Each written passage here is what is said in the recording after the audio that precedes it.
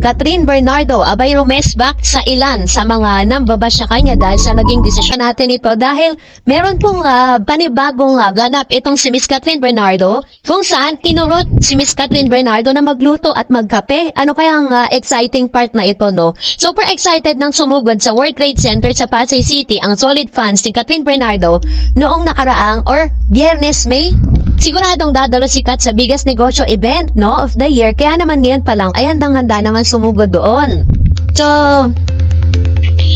at siguradong dadalo si Kat doon dahil talagang medyo negosyante na rin talaga si Kat ngayon, ha.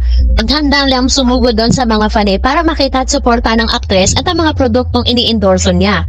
Bukod sa kanyang fans, siniguradong makikipag-banding din si Catherine sa mga sari-sari store owner nationwide. Dalawa kasing ini-endorse ang produkto ng Asia Superstar ay may booth event sa kanyang dadaluhan. Saan ng araw tulad ng napapanood sa TBC ng nasabing produktong pangsahog sa panluluto ay magluluto rin si Kat sa booth para magtagal-tagal ang chance na makabanding nilang idolo at the same time may matikman nila ang kanyang iluluto. Siniship din ng ibang dadalo sa sana ay makapagbigay ng advice or tip ang businesswoman actress sa mga small entrepreneur na gaya nila para mapalago ang kanilang mga negosyo. Komento nga ng fans Sokmed, bilib daw sila sa husay ng kapamilya actress sa pagninegosyo kasi bukod sa kanyang pagiging actress, samantalang makakasabay ni Kat sa nasabing convention sina Judy Ann Santos, pareho kasi nilang ini-endorso ang nasabing produkto. Mas maganda siguro kung sabay silang magluto sa booth. For sure, maraming matututunan si Kat si Ate Juday ng chef. Sa totoong muhay, ang bonggang muli magsasamang dalawang aktres na parehong gumanap na Mara sa drama series na Mara Clara at si Juday ang original at si Kat naman ang remake. At mukhang magtatagal si Kat sa nasabing event. Pero, alam niyo po ba na bakod po sa usaping ito ay usap-usapan din ng naging desisyon ni Miss Catherine nang mapabilib siya ng isang dancer dito po sa tinatawag na PGT.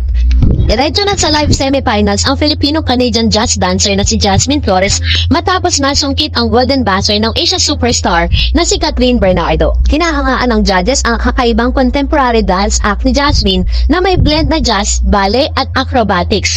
Malinis din niyang nagawa ang pirouettes at backflips ng kanyang routine. Napabilib nga ni Jasmine si Catherine dahil sa hindi pagkalimot nito sa kanyang Filipino roots at kung paano rin niyang naipamalas ang ginito ang talento sa stage.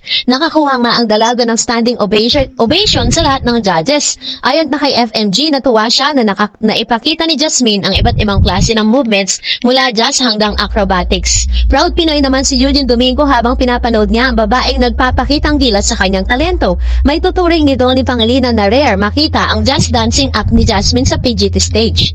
Ang Golden Buzzer ay isang special privilege na 4 na judges at host na nagbibigay sa kanila ng kapangyarihan na maghatid ng isang act diretso sa live semis. Sa ngayon, lahat ng Golden Buzzers ay nakuha na at naghahanda na ang mga ito para sa kanilang live performances. Lutuan ang huling set ng audiences ng Pilipinas Got Talent Season 7 ngayong weekend 7:15 sa Kapamilya Channel, Kapamilya Online Live at A to Z.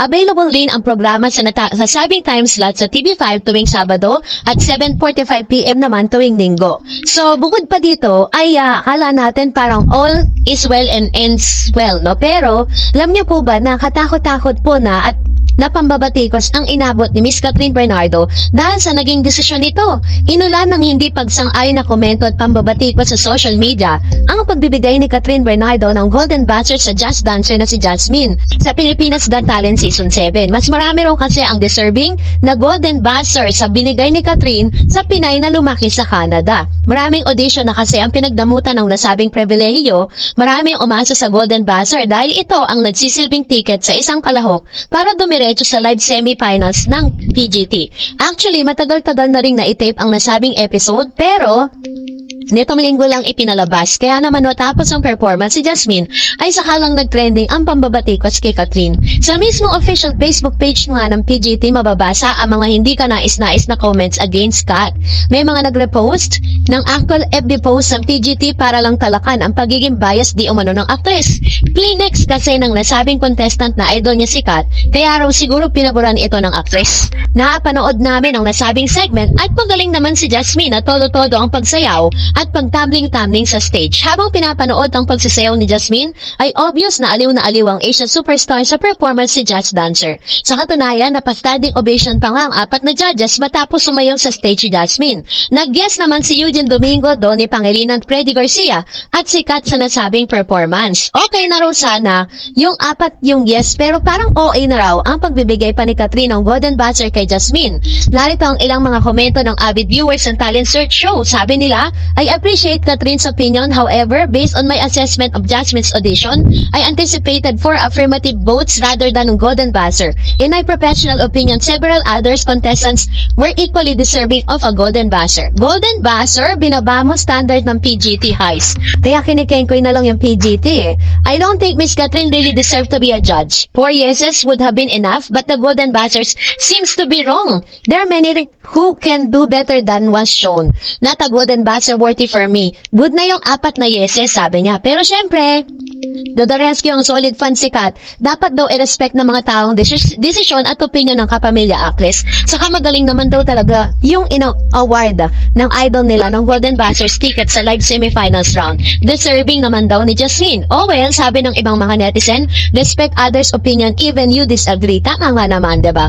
So, ang point of view ko lang with regards to this, meron kasi tayong kanya-kanya nating kanya-kanya tayong opinion pagdating po sa pagbibigay ng kung paano natin, yung standard natin pagdating po sa best, no? Maaaring yung point of view ni Miss Catherine Bernardo sa pagkakataon na yun yung pinaka-best para sa kanya, which is hindi naman best para sa iba.